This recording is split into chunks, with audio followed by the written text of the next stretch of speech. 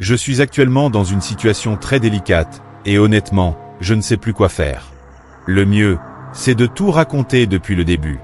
Il y a 5 ans, mon voisin d'accent grave côté, Charles ou Charlie comme on l'appelait, est venu nous annoncer que son fils de 14 ans avait disparu. Il a immédiatement prévenu la police. L'affaire a fait la une des journaux, tout le quartier en parlait. Ma femme et moi étions bouleversés. Nous lui avons toujours proposé notre aide, autant qu'on le pouvait. Les années ont passé sans aucune nouvelle.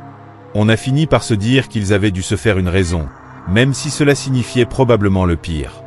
Jamais nous n'avons eu le courage de leur demander si le corps avait été retrouvé. De temps en temps, Charles et sa femme, Cathy, nous invitaient à des barbecues quand il faisait beau. On sentait bien qu'ils n'étaient plus les mêmes depuis le drame. Cathy était devenue silencieuse, distante.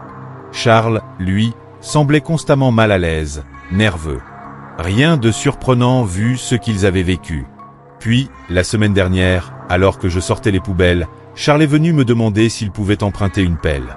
Sans poser de questions, je lui ai donné la meilleure que j'avais.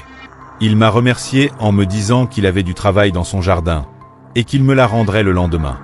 Plus tard, depuis une des fenêtres de l'étage, j'ai pu voir Charles en train de creuser un grand trou dans son jardin. Il avait du mal, ce qui n'est pas étonnant à son âge, il a 56 ans. J'ai donc attrapé une deuxième pelle pour lui prêter main forte. Mais à peine avais-je mis un pied dans son jardin qu'il s'est précipité vers moi, me suppliant de partir, me disant que ce n'était pas nécessaire. Surpris par sa réaction, je lui ai demandé ce qui n'allait pas. Il m'a répondu, les yeux écarquillés, « Je ne veux pas que tu utilises cette pelle ici. » Il m'a ensuite désigné la sortie d'un geste sec. Je suis reparti, abasourdi. De retour à l'étage, j'ai continué à l'observer. Il a continué à creuser pendant une bonne demi-heure. Puis, lorsqu'il a eu terminé, j'ai vu qu'il scrutait les maisons autour, comme pour vérifier qu'on ne l'épiait pas. Malheureusement, il m'a vu à ma fenêtre. Pris de court, je me suis écarté lentement, comme si de rien n'était. Le lendemain, je jetai de nouveau un œil dans son jardin. Il n'y creusait plus rien, comme s'il savait désormais que quelqu'un le surveillait.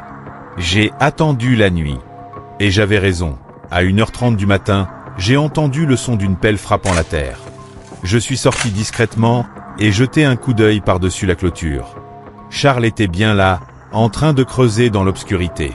Lorsqu'il est rentré chez lui, j'en ai profité pour me faufiler dans son jardin et jeter un œil au fond du trou. Sous la lumière de la lune, j'ai vu un sac poubelle noir légèrement dépassé du sol. J'ai hésité à l'ouvrir, regardant tour à tour la porte de sa maison et le trou. Finalement, j'ai préféré repartir aussitôt, une bonne décision, puisqu'il est ressorti juste après. Cette fois, il n'est pas retourné creuser, il a simplement contourné sa maison, puis plus rien. Le matin suivant, le trou avait été complètement rebouché. J'ai aussi remarqué que sa voiture n'était plus dans son allée, mais garée dans la rue. Je ne sais pas ce qu'il a fait cette nuit-là, mais j'ai une idée terrifiante de ce qu'il pourrait avoir déplacé. Le corps de son fils ? Peut-être a-t-il exhumé ce qu'il avait enterré des années plus tôt pour s'en débarrasser ailleurs. Ce ne sont que des suppositions, bien sûr. Peut-être suis-je fou. Je n'en ai parlé à personne, pas même à ma femme. Et je ne sais toujours pas quoi faire. Charles ne m'a jamais rendu ma pelle. Je n'ose pas lui réclamer. D'ailleurs, depuis ce soir-là, il m'évite systématiquement. Et hier, un détail glaçant s'est ajouté. En regardant machinalement par la fenêtre, j'ai vu Charles, de l'autre côté de la rue, en train de m'observer depuis chez lui. Quand il a vu que je l'avais remarqué, il a fermé ses rideaux sans dire un mot. En plein jour. Je ne sais pas ce qu'il prépare. Mais j'ai peur, sincèrement. Je n'arrête pas d'y penser. Depuis le jour où je l'ai vu m'espionner à travers ses rideaux, je n'ai pas pu dormir paisiblement une seule nuit. Charles ne m'a pas reparlé, et sa femme ne sort plus du tout de chez eux. Leur maison est plongée dans un silence pesant. Le pire, c'est que j'ai cette image qui me hante, ce sac poubelle noir à moitié enseveli. Ce que j'ai vu l'autre soir, j'aurais dû appeler la police. J'aurais dû faire quelque chose. Mais maintenant, il est trop tard, il a rebouché le trou et déplacé ce qu'il avait enterré. Et je ne peux pas m'empêcher de penser qu'il sait que j'ai vu. Avant-hier, j'ai voulu en avoir le cœur net. J'ai attendu que Charles quitte la maison, puis j'ai discrètement traversé son jardin pour repérer l'endroit exact où il avait creusé. Je pensais ne rien y trouver, mais ce que j'ai vu m'a glacé le sang. Le sol avait été retourné, mais mal. En grattant un peu avec mes mains, j'ai senti quelque chose de dur juste sous la surface. J'ai creusé plus profondément, jusqu'à tomber sur une boîte en plastique, comme celle qu'on utilise pour stocker des vêtements.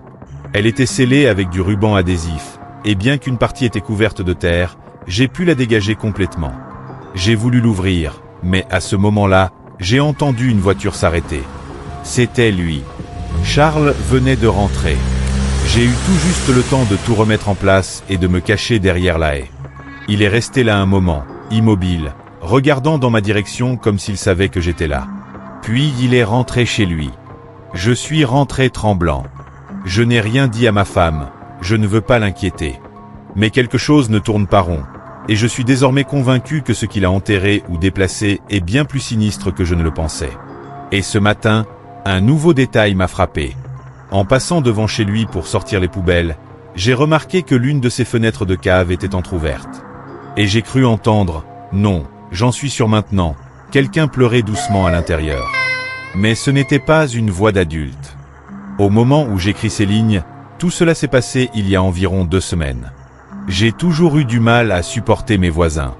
Je viens tout juste de sortir de l'université, et même si j'ai enfin un logement à moi, c'est dans un quartier franchement miteux, le seul endroit où je pouvais me permettre d'acheter une maison. Autant dire que je n'ai pas été gâté niveau voisinage. D'un côté, j'ai des voisins qui écoutent leur musique à fond à toute heure du jour et de la nuit. Et de l'autre, c'est bien pire. Juste à côté de chez moi vivent 2 femmes. L'une, âgée d'une 60aine d'années, semble constamment sur les nerfs, froide et distante. L'autre, plus jeune, souffre visiblement de troubles mentaux très lourds. Je n'ai jamais su quel lien les unit, mère et fille peut-être, ou quelque chose de plus confus. Leur relation est étrange, malsaine même. Il m'est souvent arrivé d'être assis sur mon perron, et de les voir par la fenêtre. La plus âgée essayait de maîtriser l'autre, qui se débattait violemment, les bras croisés, le corps secoué de spasmes, hurlant des sons inarticulés. Parfois, elle me pointait du doigt et marmonnait des choses incompréhensibles. Son regard me mettait mal à l'aise. Si mal à l'aise que je rentrais chez moi aussitôt. Puis, un soir, tout a basculé. Comme d'habitude, je m'étais couché tôt pour pouvoir me lever à temps le lendemain. Mais les cris provenant de chez elle étaient encore plus violents que d'habitude. L'une hurlait comme une possédée, l'autre semblait paniquée, dépassée par la situation. Après 1 heure de vacarme, j'ai craqué. J'ai traversé la pelouse et j'ai frappé à leur porte avec insistance.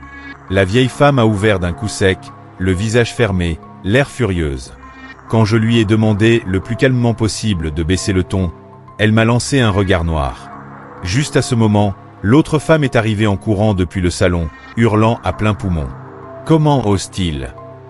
Comment ose-t-il? Elle voulait me sauter dessus. L'autre la retenait de justesse. Puis elle m'a claqué la porte au nez. J'étais choqué, mais au moins, le silence est revenu. Du moins, pour un temps. Je me suis endormi quelques heures plus tard, soulagé que tout soit enfin calme. Mais à 3 heures du matin, je me suis réveillé brutalement. J'avais l'impression que la nuit avait duré 5 minutes. Une sensation étrange m'envahissait. J'ai cru entendre un bruit au rez-de-chaussée. Je me suis levé, j'ai écouté, rien. Alors je suis retourné me coucher. Mais à peine 20 minutes plus tard, je me suis réveillé à nouveau. Quelque chose clochait. J'ai tendu l'oreille. Un bruit de respiration, très proche. Je me suis redressé lentement et attrapé mon téléphone pour m'éclairer, sans l'allumer tout de suite. Mon regard a balayé la pièce, dans l'obscurité. Pas un bruit, pas un mouvement. Puis, je l'ai vu. Une forme sombre, tapie au bord de mon lit, la tête plaquée contre le bois. Quand j'ai allumé l'écran de mon téléphone, j'ai failli hurler. C'était son visage. Le visage de la femme dérangée d'accent grave côté. Elle m'observait fixement, les yeux écarquillés, les traits tordus par la folie. Et puis, elle a poussé un cri déchirant, un hurlement bestial qui m'a paralysé. J'ai hurlé moi aussi. Je me suis levé en panique, trébuchant dans l'obscurité, la voyant s'élancer derrière moi. J'ai claqué la porte de ma chambre, dévalé les escaliers et verrouillé la porte menant à l'étage. Je ne sais même pas comment j'ai réussi à appeler les flics dans cet état. Quand ils sont arrivés, je leur ai expliqué que la femme était entrée chez moi, qu'elle souffrait de graves troubles mentaux, et qu'elle m'avait agressé. La vieille voisine s'est approchée, suppliant les policiers de la laisser tranquille. Ils ont refusé et l'ont emmenée pour la nuit, pour évaluation. L'un des agents m'a demandé si je voulais porter plainte. Et à cet instant, la vieille femme m'a lancé un regard d'une noirceur indescriptible. Un regard qui m'a fait froid dans le dos. J'ai dit non. Mais son regard n'a pas changé. Quand la voiture de police est partie, elle est restée plantée là, à me fixer. Puis elle est remontée dans sa voiture et a quitté la maison elle aussi. Depuis, elles sont revenues. Elles vivent toujours là, juste à côté. Et moi, je pense sérieusement à déménager. Parce que je suis convaincu que cette femme est plus que dérangée. Elle est dangereuse.